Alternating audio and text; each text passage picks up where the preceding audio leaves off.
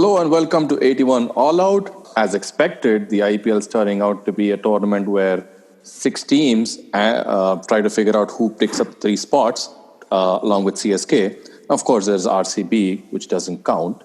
But today, what we wanted to talk about is not what teams have been doing in the IPL or how performance have gone in the upsets and stuff like that. What we wanted to talk about actually was the umpiring in the tournament and also what we're seeing a lot nowadays. There's been a lot of spotlight on the umpires, especially in this IPL, understandably so. But we wanted to talk to see, are we being too unfair, or is the quality really, really horrible? And are captains justified in some of their scathing comments? One person kind of breached the barriers, so to say, and was almost at blows. If you look at some of the pictures, it more seems like Dhoni was at blows with the umpire rather than the explanation provided by Fleming. So all those juicy bits that have happened at the halfway point of the IPL, we thought we should get the gang together and talk about it. So we have the same crew that was on the last pod where we spoke about T20 batting. This is Max, and then with me I have Sid, Couch, and KD. What's up, guys? Hello. So Sid, let's start with you. What did you think about the whole Dhoni incident? Yeah, I didn't even know what was going on initially. I mean, because on TV, I didn't really see that no ball when the ball was bowled. I mean, it was later people tweeted out the screenshot of the umpire putting out his hand for the no ball, but I had no idea it was no ball. Of course, you could wonder if it was a no ball because it was pretty high. But then when Dhoni walked in, I had no idea what he was walking in for initially. I mean, Jadeja was asking the umpire if it was a no ball, but I initially wondered if he was walking in for some other reason, if there was like some other extremely vital point that he was trying to bring into their notice. And then, of course, I realized that he went on to tell the umpire that it was a no ball, it was a no ball.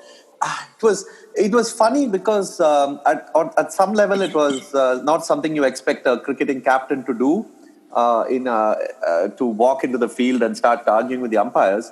But then when you think about it, and when you think about the fact that the players are so close to the boundary line, they're on the dugout, it surprises me that we haven't seen more of it as yet. I mean, it surprises me that even after so many years of T20 with the players sitting in the dugouts, we haven't really seen this level of argument. And maybe this is a sort of the point from which we would probably see more, especially if the players aren't punished. I mean, he got a 50% penalty of his match fee, but for a player of the profile of Dhoni, that's pretty much nothing. And and if you see in this IPL, you've had Virat Kohli criticize the umpires, you've had Rohit Sharma say a few things. So the top three Indian cricketers have had things to say about umpiring, apart from, of course, a host of experts and other commentators and other fans. But the fact that the top three Indian cricketers have said something so openly, and one cricketer has actually crossed the Lakshman Rekha, so to speak, and argued with the umpires, I think we could see more of it. And I personally would think it's not a great thing because the umpire is an authority figure, in my opinion. But with the way the game is and the way the profile that the players have, I think it's only inevitable. It happens in American sport all the time. It would be a matter of time before it happens in T20. Let's bring Couch into it. Couch, what do you think? See, what has happened here, it's not about the umpire being the authority figure here. I mean, the umpire is the unbiased figure here. The fact that two participating teams, it's CSK versus who was the other team? It happened, I know, 2 days ago, but I've already forgotten. It's for. Right, Rajasthan. Yeah. So the umpire is not a contestant. The umpire, by definition, is an unbiased adjudicator of the proceedings. And obviously, it's human. They may make mistakes.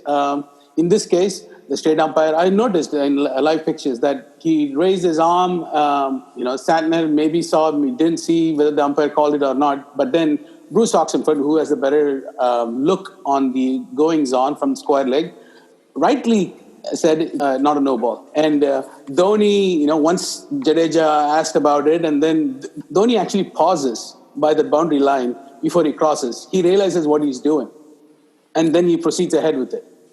He feels that one call, right or wrong, because he doesn't know. He's very far from it. All he knows is the umpire raised his arm, and then could the umpiring team change that mind? I think yes, because they are unbiased and they should be able to call it as they see, right? And if they make mistakes and somebody's on the field right at the moment fixing it, I'm okay with it. I mean, because after all this infusion of technology and everything is there to ensure we make as many correct decisions, umpires make as many correct decisions as possible. If that is what you are screaming for, then Bruce Oxenford stepping in and making the right call is correct. It's not a good thing, obviously, because now you have, and it's not a good thing because what Virat Kohli or Rohit Sharma or Dhoni said in this year's IPL competition. It's not good because over 2 decades now, more than 2 decades, with Channel 9's arbitrary cartoons of ball projection, to where we are today with DRS, even for every little thing, you have continually eroded away the stature of umpires within the sport. And instead of acknowledging the fact that they are unbiased third party making the best decisions as they see it, now you have forced them into a contest with the players. So this is terrible for the sport. Kartikeya?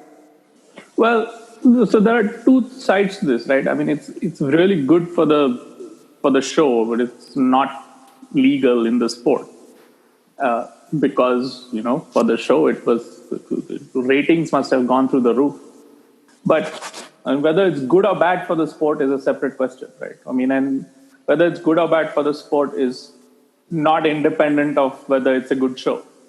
As the facts stand, what Dhoni did was illegal, and he got 50% of his matches, 50, whatever is just the smallest fine they could give him. But the question at stake is what are the consequences of constantly going in on the umpire? Because it's a very tempting, popular thing to do, right? I mean, and sort of there's a logic to it. It's not because people hate umpires that they do it, and it's not because they really understand what umpires do that they do it.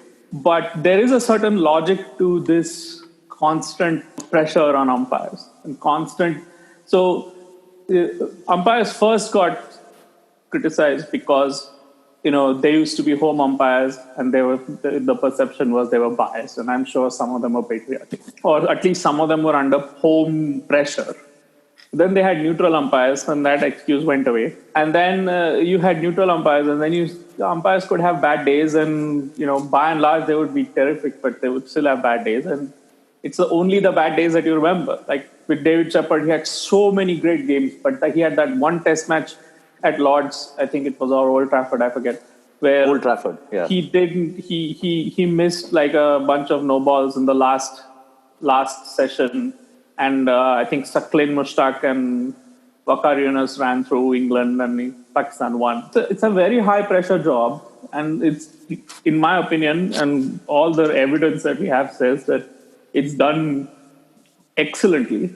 So, I mean, you see the reaction to this, right? You see the reaction to this. And the sort of the pressure between the tension between what is legal in the sport and what is good for the show is apparent in almost all of them. Like I saw this, I mean, I don't know, the Cricket Info has this presenter, I think Raunak Kapoor, I think his name is. Yeah. So he says, well, Dhoni may have a point about the umpires. And in fact, he went on to say Dhoni is spot on about the fact that the standard of umpiring is poor. He's not spot on. There's no evidence to suggest that that's the case. It's like we live in the age of these narratives. And I hate that word. I despise that idea of the narrative. Because then you no longer have to watch. You have your story already. These umpires get 95 to 97% of the things correct. And that's the data that ICC can give you. I'm talking about international umpires. IPL, I do not know the numbers. I suspect it's in the 90s. Right? So if every person that is associated with cricket or commenting on cricket, watching cricket, can get as many of the things right as a normal umpire does, you would think you are doing a phenomenal job. Nobody has ever performed like that with that kind of efficiency. On top of it, the umpires, when they make mistakes, it's in front of 30,000 people, in front of millions of people on TV, and everybody else gets on them. I don't know how often Ronak or you or me or somebody else make mistakes in whatever we are doing. How many thousands of millions of people are at our doorstep, calling for our head. Yeah, but that's not really fair on the Ronak Kapoors of the world, right? Because the point is not I can do this job better than the umpire. There's a sense that the umpire is incompetent, and it's what. No, that's what I'm saying. They are saying the narrative they're setting up is umpires are incompetent. They're being, Yeah, but even Akash Chopra wrote saying the standards of umpiring is horrible this season. I'm like, are you kidding me? What is this data that's backing you up? Nothing. No, but I understand that. But I'm wondering what that really means when they say that. Well, here's the thing. I mean, you're right. You're absolutely right that there has been no data that has been given to show that umpiring in this IPL is particularly worse than previous IPLs, or that there has been a deterioration or any of the sort. But I'm willing to give a bit of allowance to people who watch a lot of domestic cricket and watch a lot of cricket around the country, and people who speak to a lot of people, speak to players, and have the kind of an anecdotal evidence to say that things are not as good as they can be. I mean, there have been people like Amrit Mathur, who follows a lot of domestic cricket, and other journalists who follow domestic cricket, who have written about how Indian umpires have been struggling with the large number of teams that have been introduced. The pool of excellent umpires is not as large as it should be given the number of games that they need to officiate in the first class level. And now the IPL comes at the end of the season. So there is maybe a bit of a fatigue there. And if you notice, the main controversies in this IPL have been around Indian umpires. Whether it's that Lasith Malinga no ball, or whether it's this Dhoni incident, it's all been about Indian umpires. And when Dhoni walks in to the field, it's pretty clear that he is just interested in talking to Oxenford. He doesn't even want to first approach the Indian umpire. He goes to Oxenford and he says, he gave a no ball. So it's almost like, I know you hate the word narrative, but there is perhaps a sense of victimization that has come into the players, who realize that the standard between, say, an Oxenford and an Indian umpire is really vast. So I'm just sort of talking for Dhoni here, but there is, there is no data. You're right. You're absolutely right that we don't know for sure, backed by any numbers, if this IPL, the umpiring has been worse than last IPL. There isn't also a model, I think. That you can do counting, and the ICC does counting and all that. But there's also no concept of what is a wrong decision. Like, for example, that Mankad decision that Ashwin got, that was not a wrong decision. That was a marginal decision. Because within 24 hours, the MCC came up with two different opinions. In the first one, it says, yeah, maybe it was out. In the second one, it says, well, maybe he stopped for too long. I still have no idea what that second opinion means. But it was a marginal, it's not a mistake. It's this idea where, every time you do not like a decision the umpire makes, that means that you can take that episode and add it to the corpus of this umpire is nuts.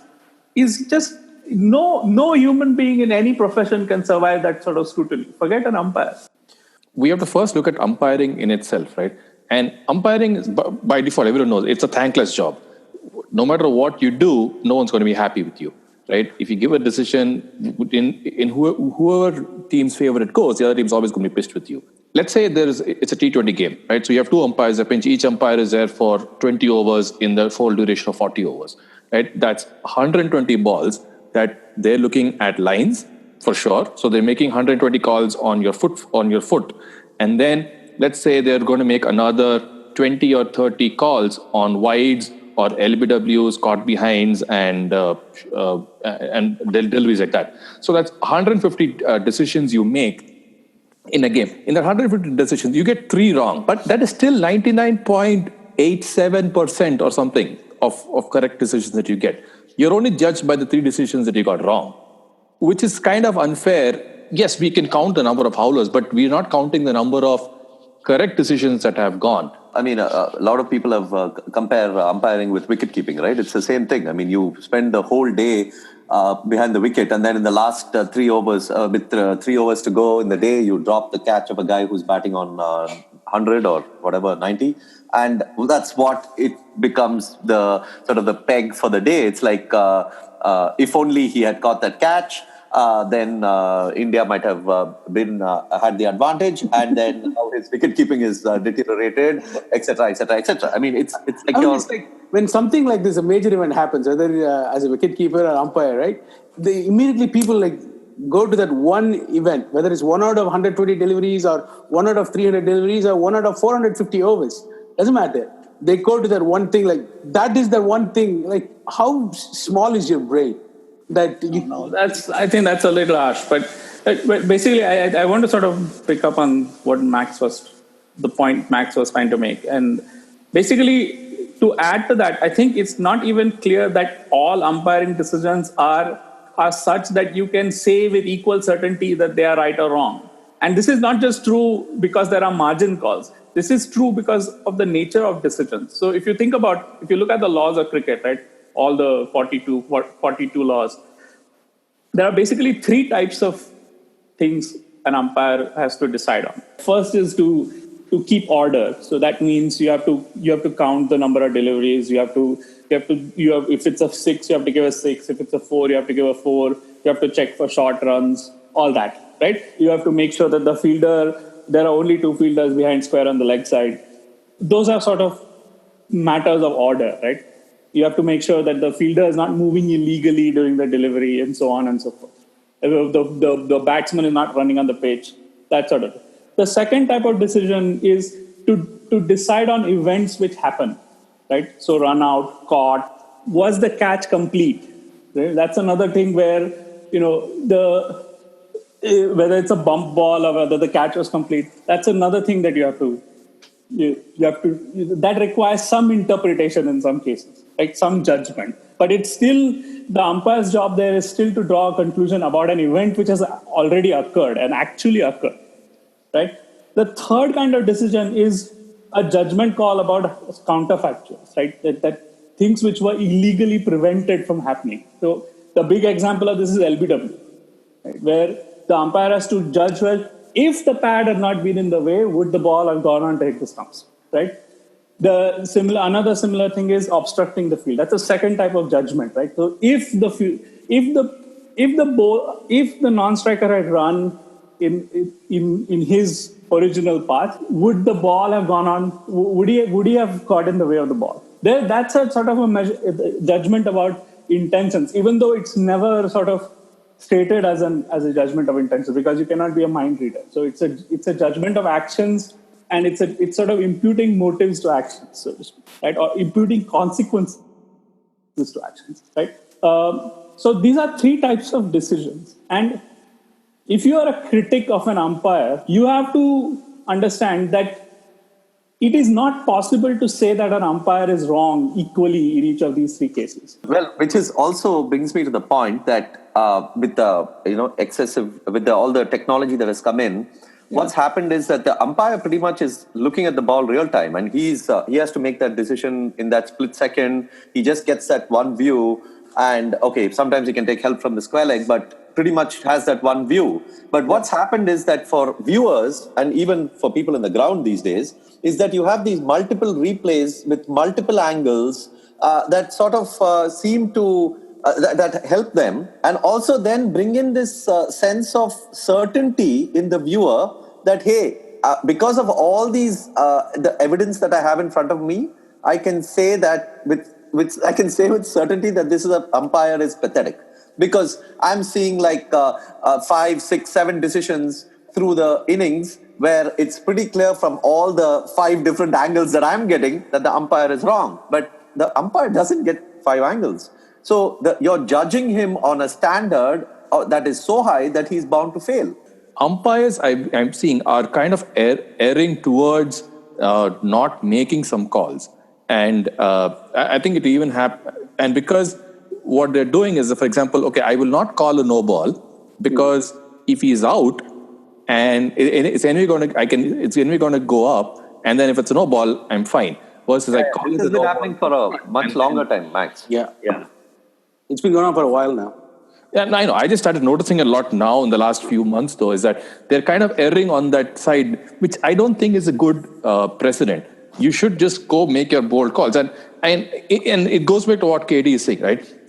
They're being shown on the big screen, and their mistakes are being pointed out, which is why they're like, okay, you know what, screw you. You can go back. I think Karthikeya has written about this in many, many posts about ICC's need to take away as much of the controversy related to umpiring as possible. He he actually stated about, first having local umpires replaced by one neutral umpire, two neutral umpires in tests and one neutral in ODIs, so on and so forth. So that is ICC steps of trying to take away controversy that is focused towards umpiring, because you can win that. So this is one of these things to avoid controversy in cases like where, I'm not going to call a no ball. If it's an out, then we're going to look at it anyway.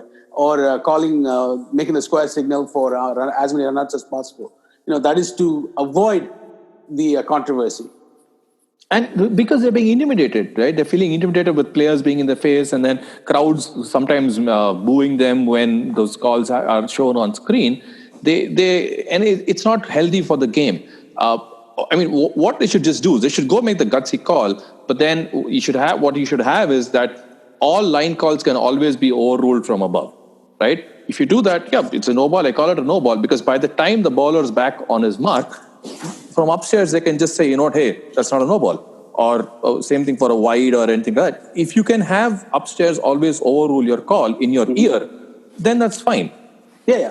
That if you have a backup system like that, that actually allows the umpires to make calls and either told to them that, you made the right call, or like, hey, listen, we need to change it. No, but I think with the front foot no ball, I think especially in tests, I think the umpires, that's actually a pretty good idea. But the thing is that even there, as long as it's not individual umpires making these sort of decisions ad hoc, like the decision to ignore no balls, until and unless there's a dismissal. I don't think they do that. I think what they do is they don't call the close ones, or they don't call ones where they have some doubt, and they're generally prepared to let the bowler get away with a little bit. And as long as all the umpires are doing that as a matter of policy, that's fine, right? Yeah. Because consistency is good. Yeah, so that's fine. And I don't think it's a question of bold calls or I don't know that there is such a thing that as a courageous call. Sometimes an umpire will just think it's out and he'll give it. Katie, now you're going back. Now you're contradicting yourself. You said the rule is stick to the rule. Then the rule is the line. Stick to the line. Make the call always. Yeah, but the rule in cricket is always that everything is always in the opinion of the umpire. That is a fact, right? That there are two things in cricket which are absolutely objective facts. First is that an umpire has to do things which he thinks are true, right? That's the first thing. And the second is that players are out only when, or an umpire can only give a player out when someone asks him to give him out. And this is where I think one other thing which comes up is that whenever we sort of examine what an umpire has done, you will find that you never ever hear on TV or even in the newspaper an evaluation of the umpire's decision, right?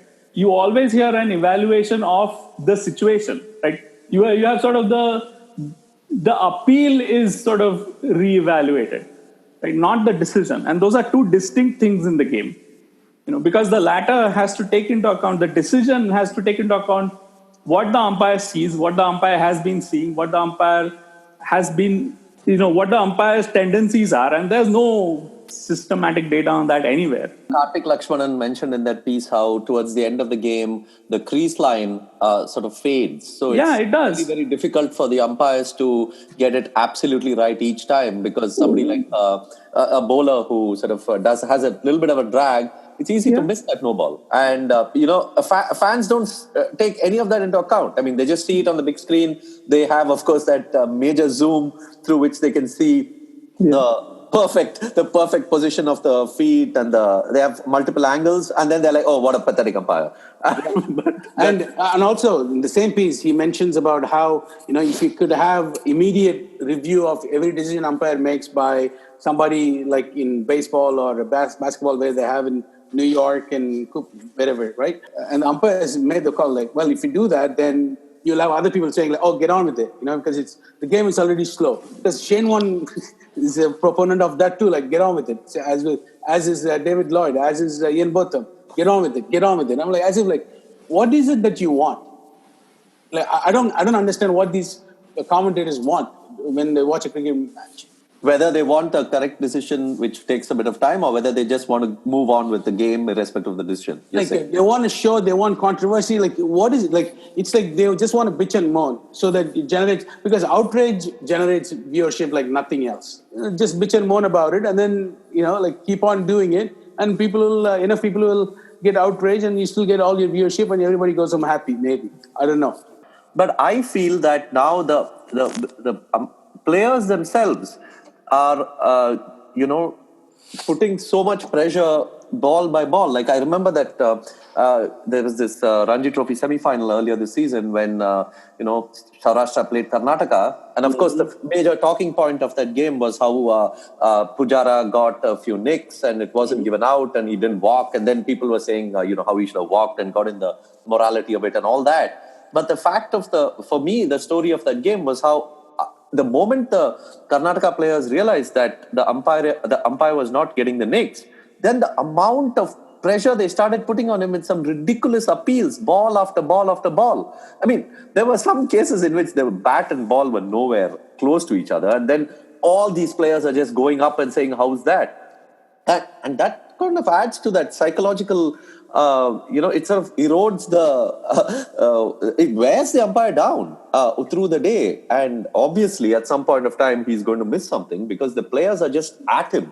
They're not physically doing, assaulting him, but in a sense, they're bullying him ball after ball. And I feel like with this Dhoni walking in and Kohli then losing his cool after the play, and I feel we could now get into a situation where the players sort of zero in on umpires who they have absolutely no faith in, and then start trying to game him by either excessive bullying through appealing, or by reviewing decisions only if he's the one who's given the call, or do things like, it happens in basketball all the time. The players try and exploit a poor umpire, by suddenly one guy just come up with a flagrant foul, and then he knows that the umpire is probably not going to call it, and so I feel that players may soon start gaming the system.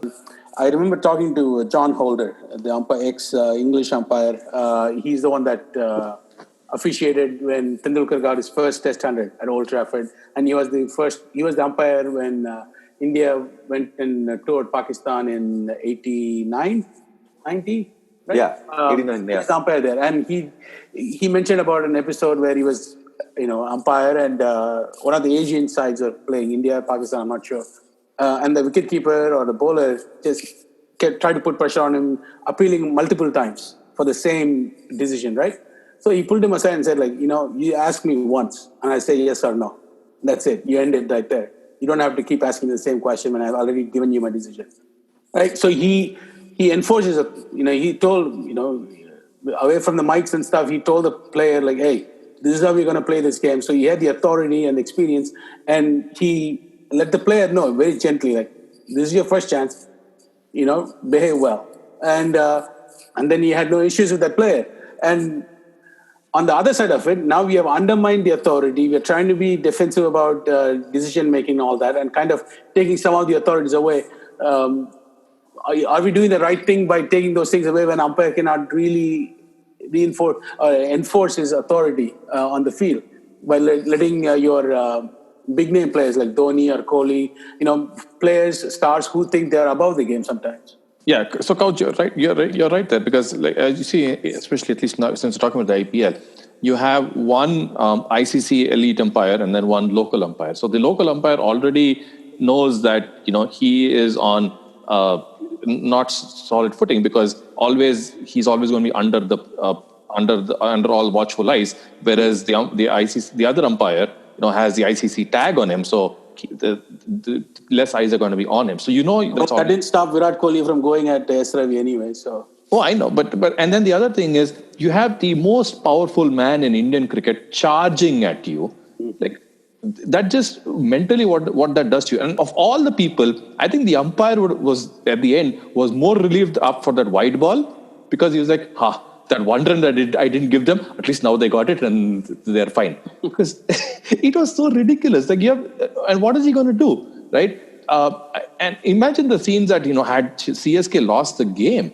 After that whole incident, it would have been crazy. And imagine if that game was in Chennai. And then imagine if, Chennai, fair enough, and imagine if... It's not Kolkata, man, so it's fine. Chennai. Exactly. I was going to say knowledgeable crowd and all that. But okay, fair enough. Imagine if it was at a ground which was really where the tempers were flaring, the home team was... Yeah, they won't let you exit the ground. Exactly, right? Yeah, but there's a distinction here, right? There's a distinction. When a competing player is trying to game an umpire, that's part of the game. Players appeal and umpires have to answer appeals. And so clearly appealing is an art, and Shane Warne and Anil Kumble would do this endlessly. During a day's play, they would keep appealing and keep appealing and keep appealing, and then they would start talking to the umpire and saying that, they start indicating that, that was actually my slider and that was not the leg break and this and that. And, you try to do that. That's part of the game. The umpire and the players, there is a machinery, there is a mechanism for that relationship to be managed. That's part of the game. There's nothing an umpire can do if, the next day's paper has a big story where it says this umpire is an idiot. If a player goes over the line, right, during a game, then there's a mechanism for the umpire to sort of tamp down on that, right? There's a refereeing system. There's a whole sort of machinery designed to regulate that behavior, right? Because and that machinery exists precisely because people, they know that the players are competing, right? And then that they can lose their cool in the heat of the moment and they can sort of get carried away and this and that. There is a sort of an ethic that exists over there. But beyond, there's no ethic. Commentators are accountable to nobody. Like the cricket press boxes are accountable to nobody. Karthikeya, I want you to think of this hypothetical situation. Whether in this case Dhoni got out and he was outside and then he walked in. But imagine if Dhoni was batting and the same sequence played out where the umpire called the no ball and then Dhoni hit it up in the air. It was caught. And then the umpire, it was caught, and then the umpire said, not no ball. Oxenford said, no ball. I can imagine a situation where Dhoni doesn't get off the field anytime soon. He's probably like, what? He gave a no ball, and he's probably standing there for like 2-3 minutes arguing with the umpire, right? Yeah, but he'll get off the field eventually. That's not, I don't think I think these kinds of pressures and tensions and difficulties are part of the game. What is it that actually happened there? That description has to be fair and just and correct, That has to take the law seriously, and that has to take, because this no ball rule is kind of shaky, because it's a no ball on height, right? So clearly the shot is not determined by the fact of the no ball, right? And also it's sort of part of the convention that the no ball is, I think it's actually part of the law that the no ball has to be given by in consultation with the square leg umpire. Whatever signal is made, in the end, the decision was correct. So there's no complaint there. No, but I'm just saying we could increasingly get a case of, just like you have in soccer, especially, that I see in not only in European soccer, but even in South American soccer and all that, where every decision becomes like this whole is followed by an argument between player and umpire.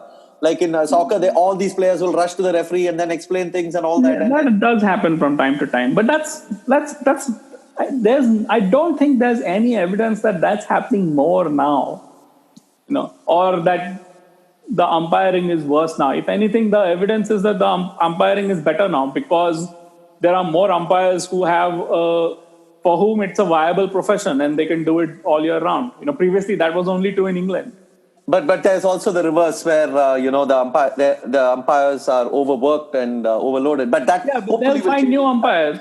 They'll change over time. Yeah, they'll find more umpires. I don't think that umpiring, there's any crisis in umpiring in the game. I don't think that's true. I don't think there's any crisis in player behavior in the game either. That I'm not so sure. People off the field, which affect how how the narrative goes out, whether it is on broadcast media or print media or anything like that, is what the problem is. Like for that Dhoni whole thing, for example, right? Yeah. He did that. I'm sure, knowing, having followed him for so long, he would have in his mind saying, "Oh shit, I shouldn't have done it." After they won, at the time he was in the heat of the moment because he had just gotten out and he was pissed off. But after that, he must have cooled down. And he made a joke about it during during the award ceremony, where Murli Karthik was asking him, and he tried to make fun of it. But what was shocking to me was Murli Karthik just let it go and didn't take anything more. And I was surprised by two things. One, that Dhoni is making a joke out of it instead of saying, I did that, I shouldn't have done it, or something like that. He's making fun of it. And then Murli Karthik is just letting it go. And after that, in all the other post-match shows that are happening, where no one is calling it out. They're all just saying, "Oh, captain, cool, lost his cool." That's the only narrative. Even on Twitter, if I look at a lot of these people who were tweeting, they're just talking about Captain Cool losing his cool. But no one's saying that this is... I think only Michael Vaughan called it out, saying that is shambolic, this cannot happen, and this is totally wrong.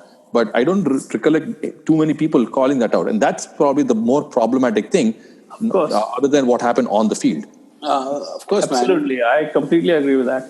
I mean, I'll be trying to be fair to Dhoni on this one because yes, he tried to make a joke of it so that he can bring up the topic, and Karthik, if he had any interest in it beyond self-interest, would have asked, and Dhoni would have tried to explain what had happened and tried to do the Dhoni way of where he speaks 1,000 words and basically says nothing. Not say nothing. He's like the god of that. He say a lot without saying anything, right? You would have said something and everybody walks away. It's like, chill, no problem, right? So he did provide that opportunity for the presenter, but it's just that Karthik was total company man. He's like, I'm not even going to touch it. We don't know where it's going to go. I don't want to be in the middle of being slated for, putting Dhoni in a wrong position. So he just entirely avoided it because he likes the cushy job that he has with IPL. So, and plus, he's not the journalist here. He's not the inquisitor here. So he's part of the entertainment system, right? So what does he care? Well, let me just put it this way. If Dhoni and not Stephen Fleming was there at the post-match press conference, he would have been asked about it. Unlike what Murli Karthik did, but not even touching on it, he would have been asked about it by quite a few people. I'm pretty sure about that. Yeah, but then once, because it's that particular game. Yeah, because it's that evening. Yeah. But if the players don't say anything and no player, Stephen Fleming is not there to speak the truth. He's there to protect the interests of his team. Yeah, but I'm saying as a journalist, you have to ask the question, right? It's not Murli Karthik didn't even ask the question. If you don't get the answer, then fine. Well, that's not an inquiry. No, that's just a question. Oh yeah. I agree with what you're saying. It's not an inquiry, and inquiries take time, and it takes money, and it takes patience. Come on, guys! You're expecting the reporters to start reporting now? So what's next? I don't understand. What are you guys doing? No, but there are reporters who report. No? There are. People who scrutinize the government and people who scrutinize actual institutions, who scrutinize power, they do that. And this is sports journalism. We are more like modern day bards. We just say, oh, when Virat Kohli walked out to bat, every blade of grass bowed to him. We're just extolling poetry, and that is now considered sports journalism. Yeah, you must never make any effort to resolve a controversy. No, you have to opine. Yeah, you have to keep it alive. So that was our podcast on umpiring in general, and more specifically the standards of umpiring in this IPL. I'd like to thank KD and Couch for both joining us on this episode. And as always, Sid, thanks for all your insights. This is Max signing off on the 81 All Out podcast.